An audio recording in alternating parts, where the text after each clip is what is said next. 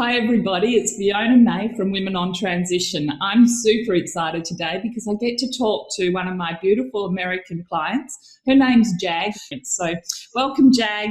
Hi Fiona. It's always beautiful to talk to you, and even though we're on the other side of the world, it's just like you're in my lounge room every week when we talk, so it's super exciting. I feel the same way. Listening to your beautiful accent is very soothing to me. I love it. And your giggle. Awesome. So Jag, tell me where you were before you came into the Shine program, what your life was like. I think we connected middle of October. I was doing really well. I had dedicated a whole year, the most of 2019, into taking some time out for myself to do some personal development and healing work. And there's a lot of information out there for women or men going through a divorce or any kind of trauma healing, codependency healing, anything like that. So you turn to a book, you read the book, and then you read another book, and then you read another book. And then by the second or third book, you're feeling confused because you've read the work, but you haven't done anything to follow up with it. It's just knowledge. And until you attach something to the knowledge, it doesn't become useful to you. And so I started watching videos on YouTube. There's a lot of coaches out there that have got their own channel, and they put out these wonderful, very inspiring videos. And again, you're listening to one video, and then there'll be a link that pops up, and so you click on that. And then before I knew it, I had spent 2 to 3 hours every morning from like 8 o'clock in the morning till lunchtime sometimes, just watching one video after another. And then one day I just found myself drowning and feeling overwhelmed, like these videos are supposed to be helping me. These books are supposed to be helping me. And I was feeling like I needed to be saved.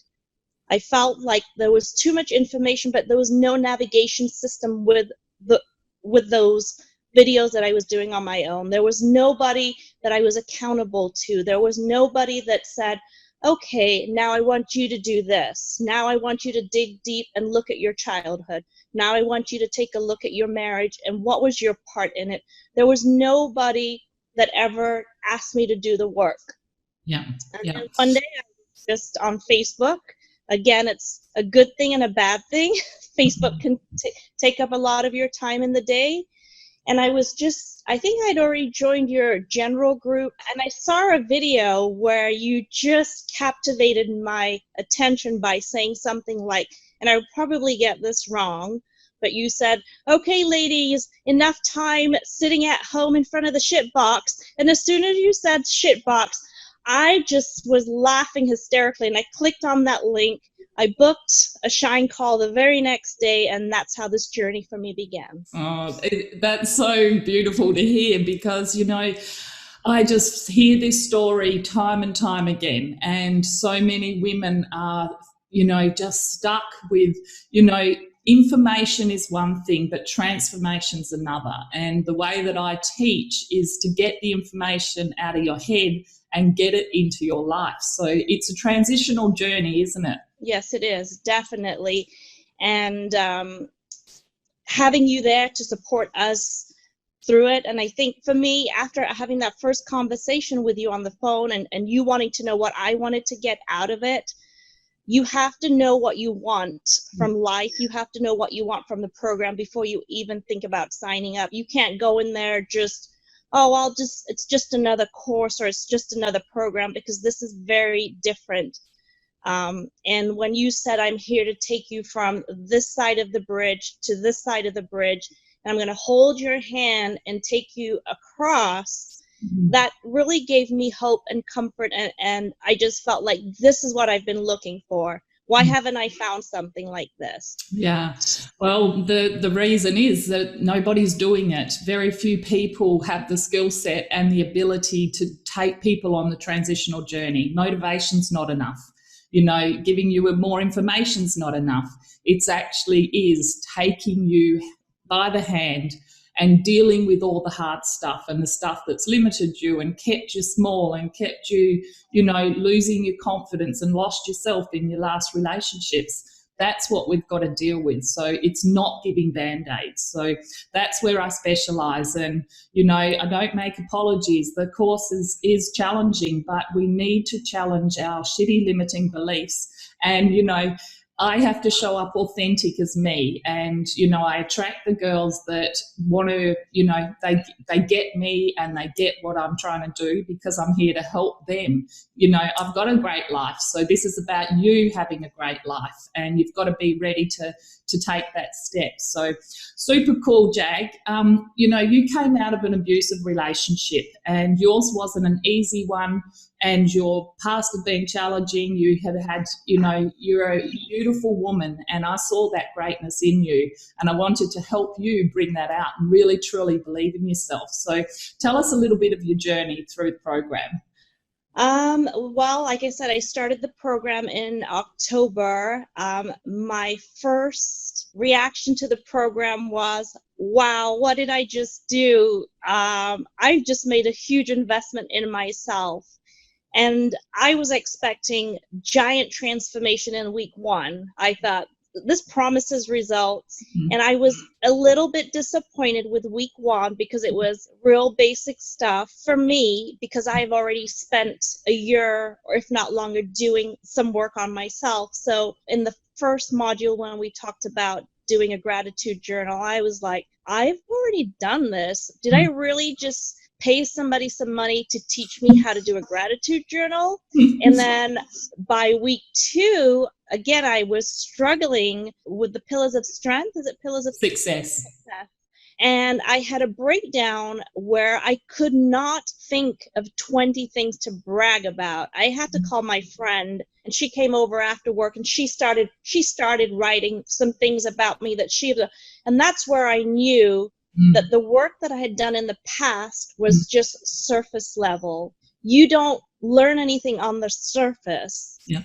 This was by module 2, you're turning inwards, and you've got to dig into your soul and your heart and parts of you that you think you're protecting by covering them up.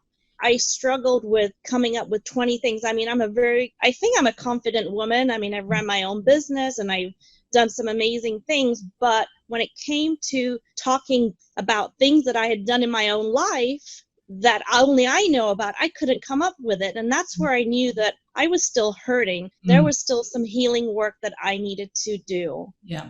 So you had come out of an abusive relationship. So what were some of those pains that you were carrying that you had intellectually tried to fix, but hadn't absorbed and gone into your life? So, you just admitting and seeing and becoming aware of your greatness was a real challenge for you. So this is the beginning of where we start stepping you through.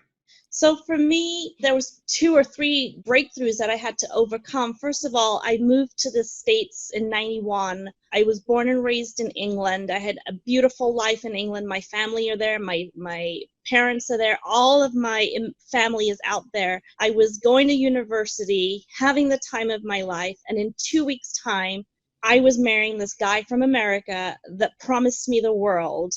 At that time, I was 19 years old. I did not know any better. I was young, and I was excited that somebody had promised me this life, and somebody wanted me. And so I had an arranged marriage and moved here. And then life for me wasn't a bed of roses. It was very difficult. And I found that speaking up caused more problems, so I muted myself. And so I lost my voice. I lost my identity. I conformed too much to that way of life, to a totally different culture.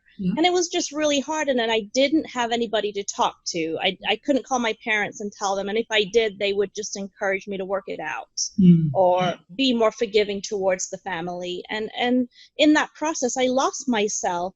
I didn't know really how to find my voice back. It was like I was a person physically, with a face and a body and this, but here and what comes out, I almost had to second guess myself. Like, am I saying what somebody wants me to hear because that's what I've been used to, or am I speaking authentically from who Jag really is? I think it's about rediscovering who you really have been all this time, but you've had all this conditioning, whether it's through your parents or through culture or through society. And we, at the time, we believed it. If somebody said, my ex-husband used to say to me, women belong at the bottom of a man's foot.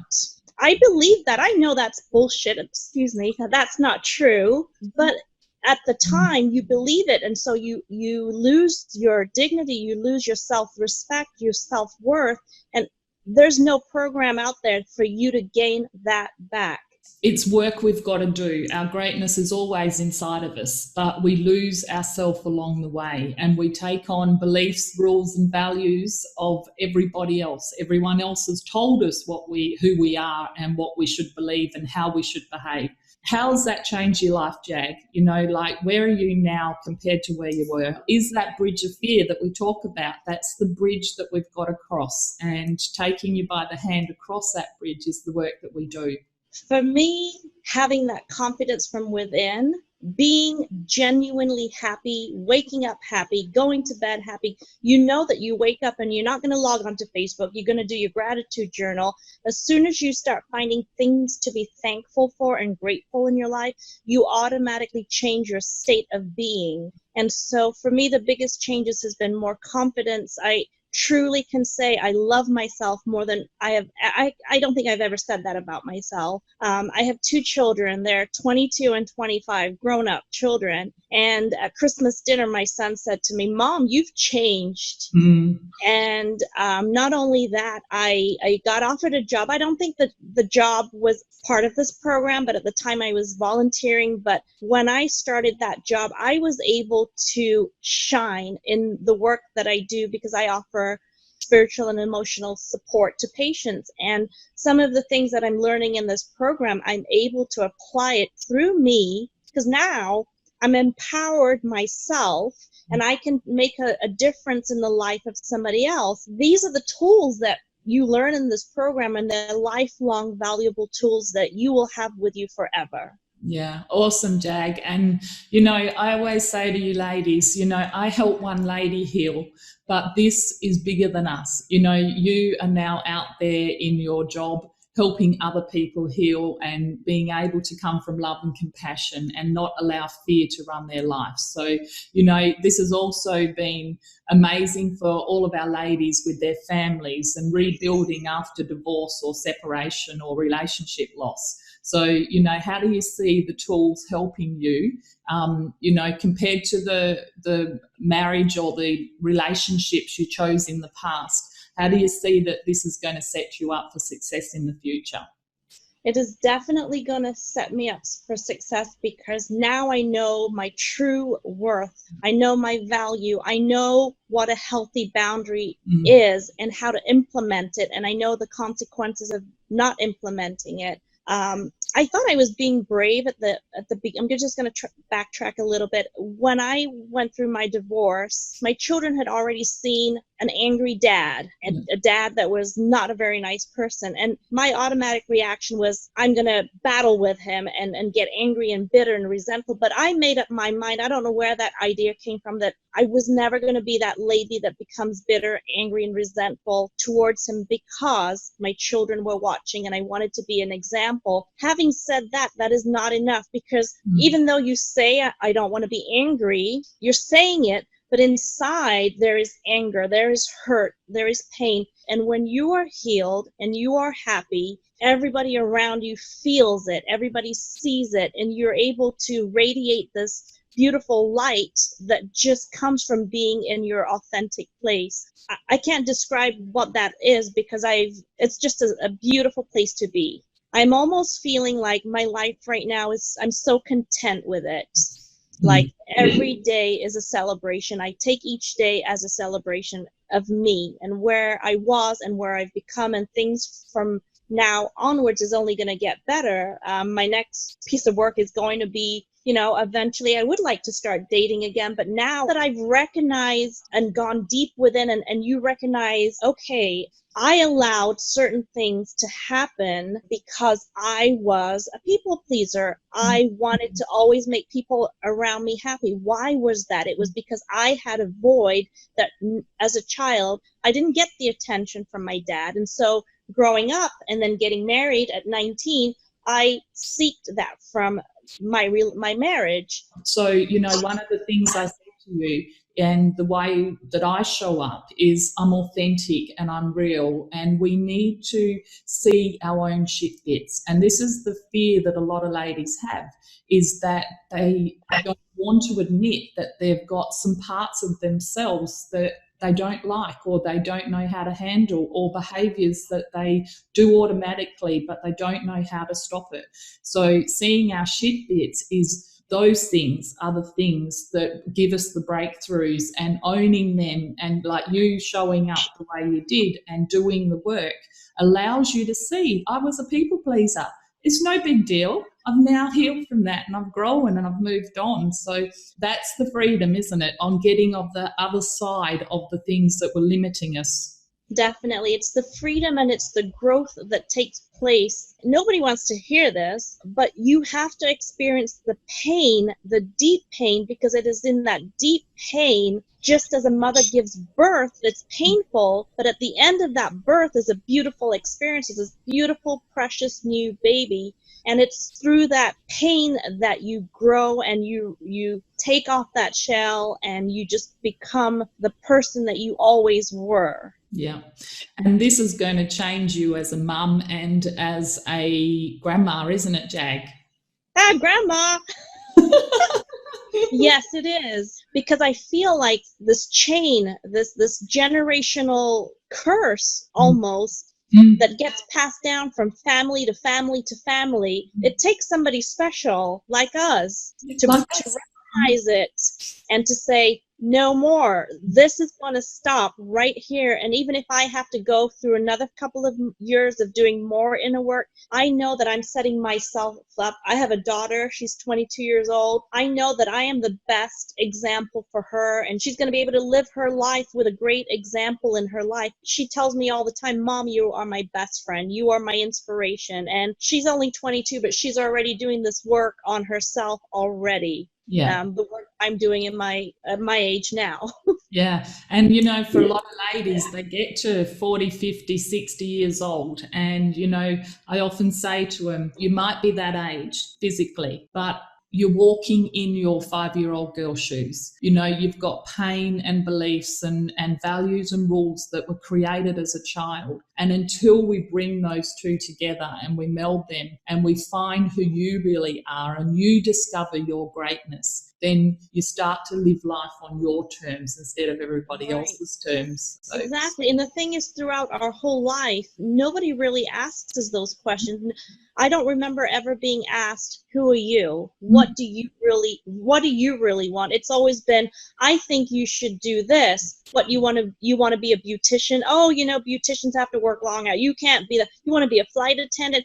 So you get disencouraged and you believe the lies that people tell you.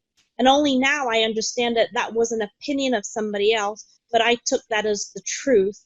But now I know that I'm in control of my life and how I create it.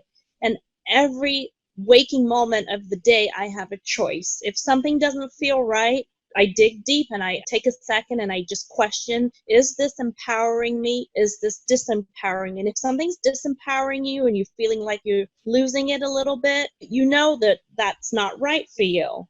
And you've got a choice. You can change it in the heartbeat. You feel like a little bit of sadness because you're seeing your old self, who you've been, the only person you've known your whole life, and you see her slowly disappearing, and you see a rebirth of yourself.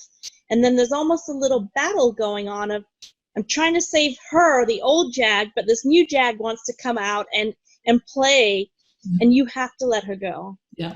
Being able to share your journey, Jag, and being able to grow yourself and feel supported along the way, that, you were never out of your depth. And did that give you the confidence to keep moving forward and everything became a speed bump instead of a roadblock? Definitely, definitely, yes.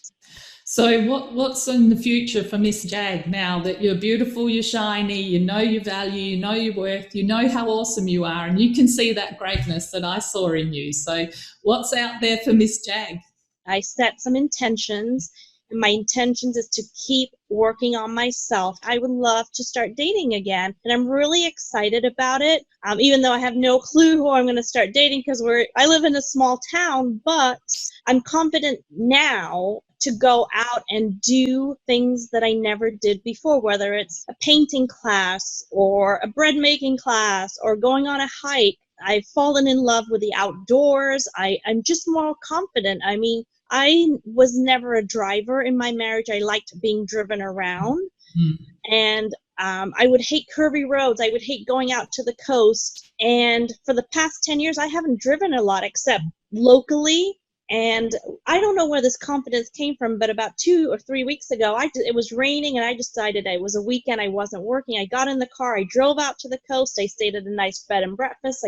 Took some books and had myself a wonderful, wonderful weekend. And it's like, it's given me the confidence to start driving again. I see good everywhere. I mean, I can be walking down the street and there'll be a bird or a rock or a squirrel or something. And it's like everything makes me happy. It's things that I never used to notice before. You just become this magnet and you start attracting goodness and love and kindness, and you operate from a place of genuine love and compassion first and foremost for yourself. And when you operate in that place of love and compassion and gratitude for yourself, it overflows to everybody and everything around you, whether it's your work or your children or the rest of your family. You just are this amazing new person. Yeah, I'm super excited and proud for you, Jake. You know, you've had fear holding you back.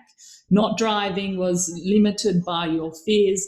And what you've done now is you've overcome your fears. You've crossed that bridge, and life is never going to be the same for you again. You know, all those limitations are gone, and you've just like this little bird let out of the cage, and you're going to go and discover life. And the thing is, you know, for you to have the life that you now want, you had to create it, and every day you will have the tools to keep creating it. And it's the fact that you're showing up as your best self. That's the game changer, you know, and that's what's going to attract an amazing man who has high values and high standards and who loves himself as well. You're going to attract that man. You're definitely not going to ever settle for what you've had in the past. So like attracts like. And, you know, I often say to ladies, if you want more than what you're getting in life, you've got to become more. And I think you're a perfect example of that. I just feel so blessed that I've been able to share this journey with you and give you the tools. Yeah, thank you very much. And sometimes I almost feel like when people see me now, just see me for who I am, it's hard for them to believe that I came from a 25-year marriage in which I had physical, emotional, all kinds of horrible things happen to me. But that one thing, that marriage or that divorce doesn't define who I am now. You have to step up. And if you step up into your trueness, into who you really are, the only path forward for anybody that steps up is to move forward. And you move forward into this beautiful new place of living that I never even knew existed before. It's always been here, but until you become aware of it, you can't even taste it. It's like, it's just there all the time. And it's such a great place to live and operate from, because you're genuinely in a better place. And now I look back and like, maybe I needed to go through that darkness with my marriage, because if I didn't experience that pain and that horribleness, I wouldn't be sitting here shining like now. I'd still be stuck in that, like most women who are in their 70s or 80s, or especially in my culture, that women of my culture, their voices are muted. They live a robotic life. They don't speak up. If it's cold, they won't say it's cold. A successful marriage in the past was measured in terms of longevity. I don't think that's true. I think a successful marriage is measured in terms of growth, in terms of love, in terms of respect and support. Each of you should want to see the other one thriving. And that's what it doesn't matter if that's a 5-year marriage or a 10-year marriage. That's what I'm looking for moving forward. It's almost like I've already made a list of the qualities that I would like to see in the next person that I meet, whoever they are, wherever they are. Well, I have no doubt, Miss Jag, he's coming your way. And, you know, the reality is we don't know what we don't know. We can't get out of our own way until we're prepared to do the work and to go through that transitional journey. And that's why this journey is so valuable. You've got the tools now that will set you up for success every step of the way, every day of your life.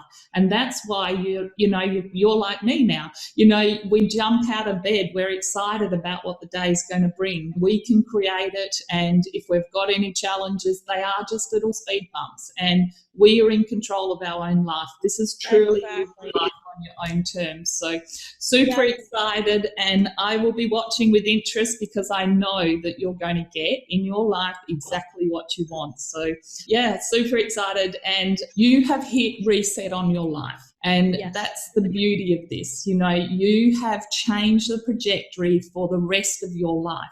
We're talking, you know, 30, 40 years of living left to do. It's worth hitting reset, isn't it?